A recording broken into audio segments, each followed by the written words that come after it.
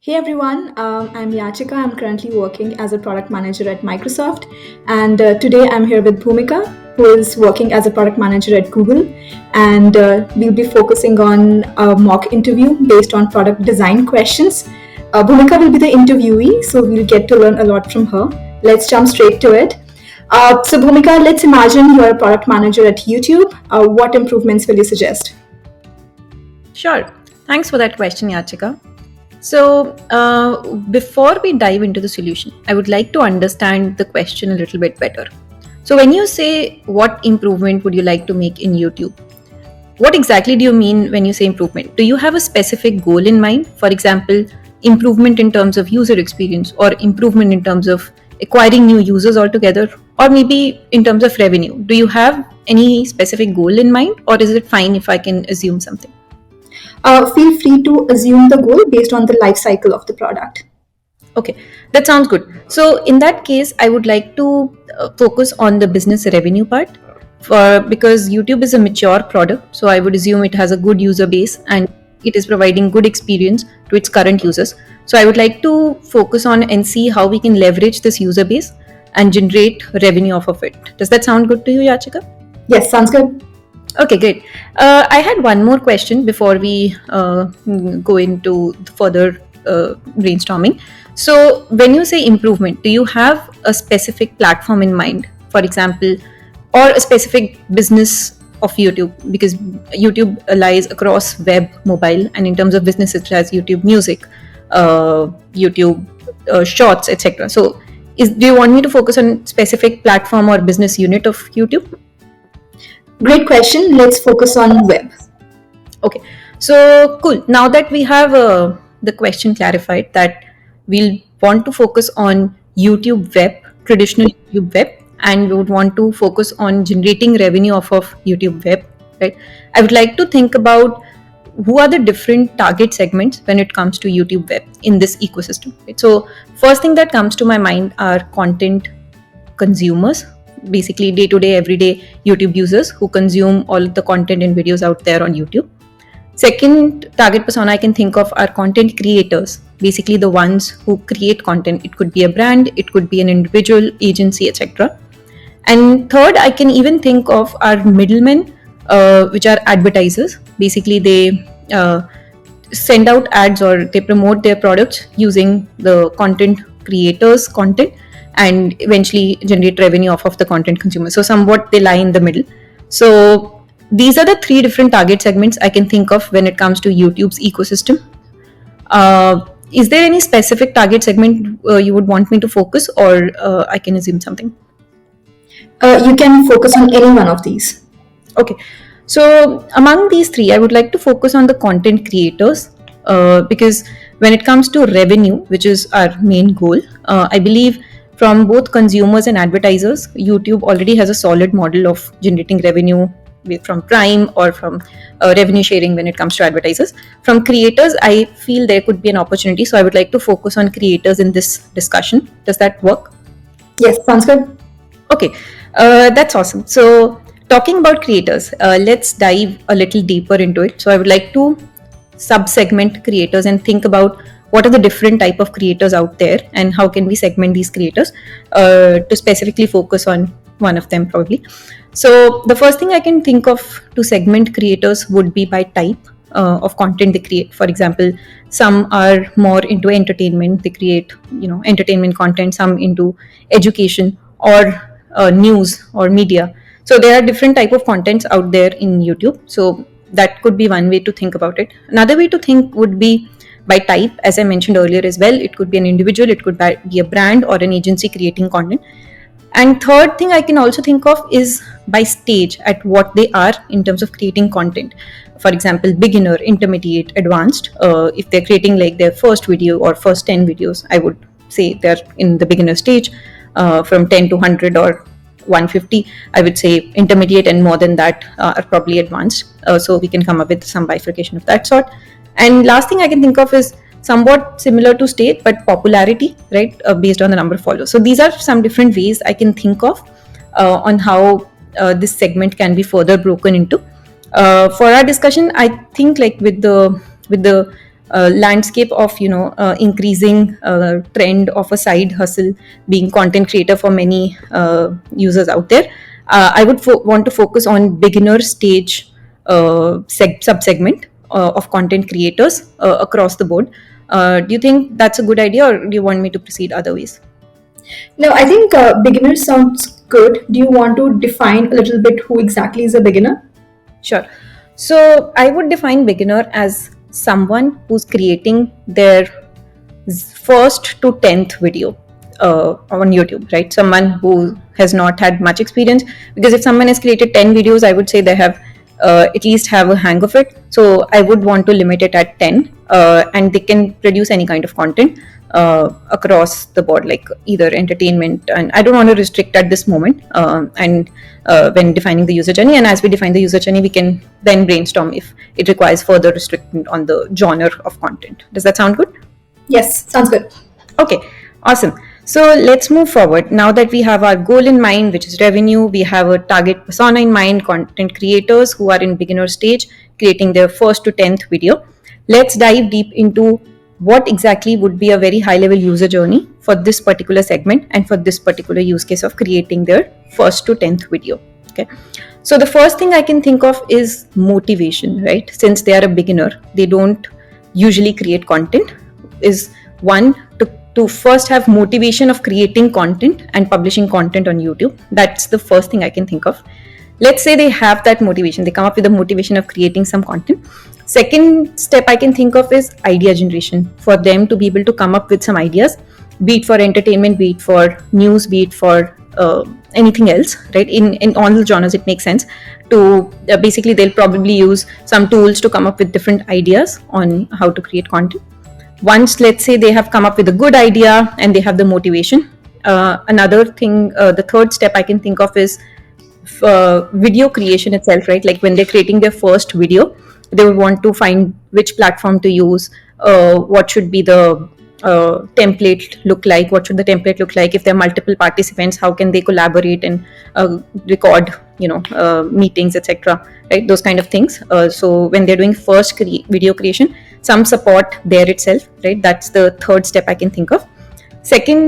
Fourth step would be, let's say once they've created the video or started creating the video, some way to do quality checks, right? Or to get some feedback that yes, will this video indeed be successful, or is it at par with what the market is doing in this segment, right? In whatever segment they are. For example, let's say they create a dance video, for example, right? Is it good enough compared to what's out there in the market, right? So to get some sort of feedback and quality check on that would be the fourth step. And let's say they've done that as well, they got the quality check, they've created the video, they would then move on to the publishing stage, where it's more like which keywords to use, what should be my caption, what should be my title on how to publish. And lastly, I think the last step would be analytics, where once they've published their video, they would want to see how many impressions, users, and people are looking at it, right? So these are on a very high level, these are the 6 steps I can think of: coming up with the motivation, then coming up with a good idea, then searching through templates and tools to use to start their video creation for that idea, then doing a quality check and feedback on is it good enough, and then using publishing, using the right keywords, right caption, etc., and finally doing analytics and reportings. Any questions so far on the user journey? I think user journey sounds good overall. It's very detailed, so that's good. Do you want to focus on any specific steps in the user journey? Yeah, since it's a beginner user, right, I would want to handhold them on the initial steps first, and then eventually for MVP, and eventually move on to the further steps or the later steps in the user journey. So in the initial steps, more like to come up with a good idea on how to start creating the first video. I would like to think about what are the possible pain points this user segment might incur in these steps of the user journey. Do you think that would be a good idea? Should I go ahead with thinking about the pain points and then we can discuss this? Sure, go ahead. Okay, so when I think about this segment who are creating, let's say, their initial videos, so I think the first pain point would be lack of video creation experience, right? Essentially, lack of understanding of which tools are out there, which templates to use, how should the video look like if there are multiple participants, right? So lack of video creation itself would be a pain point. Another pain point would be coming up with an idea, coming up with a good idea of that would require, I think, to take a lot of manual search on, searching for similar content, and that would be also very biased, because whichever content you see, 5 or 6, let's say, videos, you would be biased that yes, this is what's trending, but with this, that might not be the case, right? So there could be multiple other things that might be there out, but they might miss it. So, and the third thing I can think of, which is probably in a little later segment, is best way of publishing or lack of experience in publishing, how to increase reach and all of that. So for our discussion, I would want to focus on the initial two, on lack of understanding of where to get ideas from, and second is lack of understanding on how to create a video, on which tools to use, which templates, or how it should look like, etc. So these are the two main pain points I would want to focus on. Does that sound good? Why exactly is that? Why are you planning to focus on these two pain points? Yeah, I think, as I mentioned earlier, right, I would want to focus on initial steps of the user journey for this particular segment, right? They're because they're creating their video for the first time, right? They don't, let's say, have a good idea, then they can't do anything, right? If they don't know where to start from, they can't really do the publishing and stuff. So if I have to prioritize, I would prioritize this first to handhold them at the first step, and then move forward post MVP and improve the experiences moving forward, right? So that's one of the primary reasons for this prioritization. And secondly, I think the reach for this would be more, right? Certainly, like we first covered the impact part, I think based on the understanding I just gave, I think it'll make more impact if we focus on the previous steps. But at the same time, I think the reach might be more, because there are so many people who might have some ideas or not even have ideas, compared to the ones who have ideas and started creating video and then moving forward. So I think the reach will be more if we target to these initial stages of user segment. Again, we'll have to vet it by data, but regardless of the case, I think impact certainly would be more when it comes to the initial stage of that user journey. Got it. Let's focus on these two pain points then. Okay, awesome. Sounds good. So let's say we have that our target segment defined, beginner users who are creating their first to 10th video, and they are facing two major pain points of, one, not coming up with great ideas or ability to find good ideas, and secondly, once they have an idea, how do you approach that? So I can think of something like an AI hand-holding tool, one, which can provide them good ideas based on what they have in mind. For example, maybe we can, with the use of Gen AI, we can have a portal where once they come up with a topic, in the sense that, let's say, they want to solve for this particular topic and they want to create content related to that, the tool can recommend that what's out there and what could be an opportunity for them, right? So basically a friend in the form of an AI who can basically have a conversation with them and provide them with great ideas and show them what's out there and what could be a green field they can tap into. So that could be one. And similarly for the second pain point, which is, once, let's say, they have come up with an idea or chosen an idea, how do you start, right? On how do you create videos, or how do you know which video should look like what? Again, I think that same AI friend can help suggest templates. For example, let's say for this video itself, right, like which you and me are making. So what are the best ways to depict a mock interview and show it to our users? What should be the ideal time it should be off to increase your engagement and stuff, right? So those are the kind of template suggestions, time suggestions, etc., and suggestions on best way to create your content, which your AI friend can give. So basically, I think this feature, maybe we can call it an AI friend or an AI collaborator, video collaborator, is one solution I can think of when it comes to these pain points. It addresses both of these pain points, I think, nicely. So yeah, I would want to focus on this particular feature. What do you think? Great. I think that is very interesting. Could you share more details on how exactly would you recommend ideas to different people? For example, different people could have different type of qualification. So, how would you suggest ideas to them? Yeah, I think with YouTube, right? Like one advantage that YouTube has over other third party or smaller tools would be abundance of data, decades of expertise, right? So let's say even for our example, coming back to our example of creating mock interviews, right? YouTube has an abundance of data on what kind of mock interviews are out there, right? And it also has data on you, right? Like what kind of a person are you, or what stage are you at? So based on that, I think it can mix both and provide recommendations on what template would be easy one for the creator as well. Will they be able to pull that off? And secondly, what's working the best based on number of followers or influence from different videos out there related to that topic, is what I feel could be a good mix that only YouTube can provide, and do justice to, is what I feel. So yeah, I think using YouTube strength, which is data acquired over years of experience, would be one, and AI to aggregate that and provide useful insights and templates would be the second game changer, I think, in this. Interesting. Sounds good. Are there any particular success metrics that you'd be tracking for this feature? Sure. Yeah. Actually, before we go on to that, since our goal is revenue, right? I would want to touch upon how can we generate revenue. We talked about the feature, but I would want to focus on and talk about how can we generate revenue from this segment, right? Because since this segment is starting new, they might not have that much of willingness to pay initially because they're just exploring and creating their new video. So I think here we'll have to play around with the business models also a little bit. That becomes really important in this particular case especially. So when it comes to business models, there are two type of business models primarily I can think of for this particular segment and use case. One could be a freemium model. For example, in this segment itself, we help them out, and this AI collaborator handhold them in initial 1 or 2 videos for free.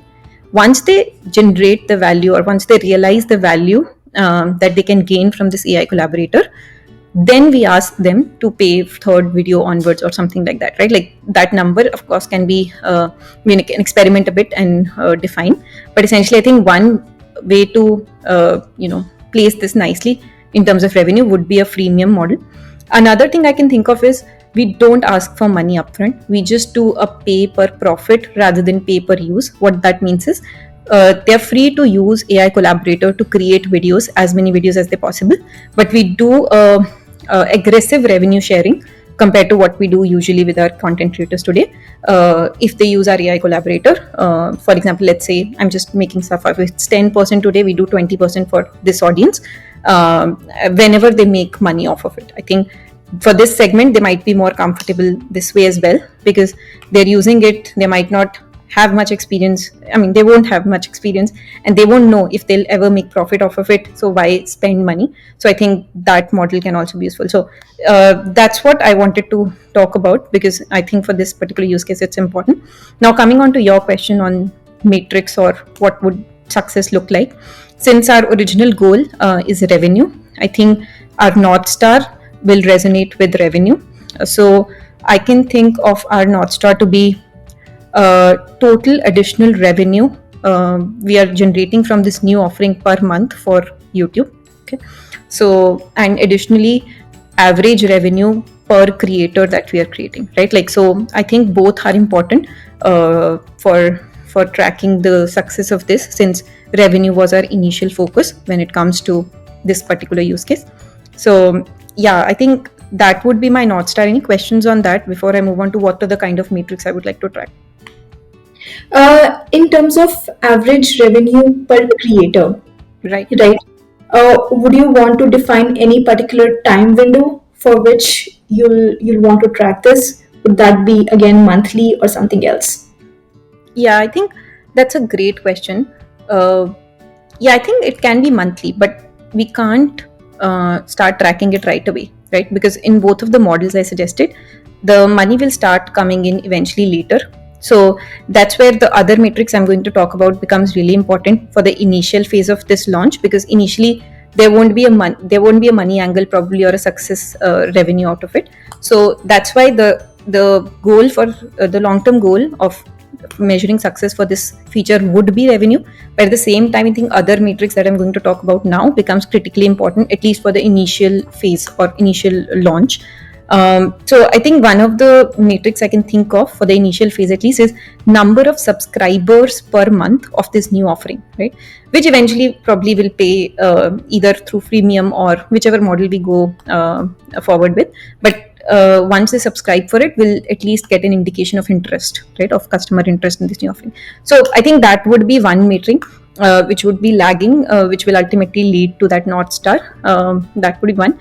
In addition to that, I would also want to track the funnel matrix, right? For example, let's say someone opens up that portal where we promote that yes, this is an AI collaborator, and then there would be a payments page, and then there would be a confirmation page, right? So whatever journey we come up with, I would want to measure and track drop off rate at each step, so that we know what's working and what's not.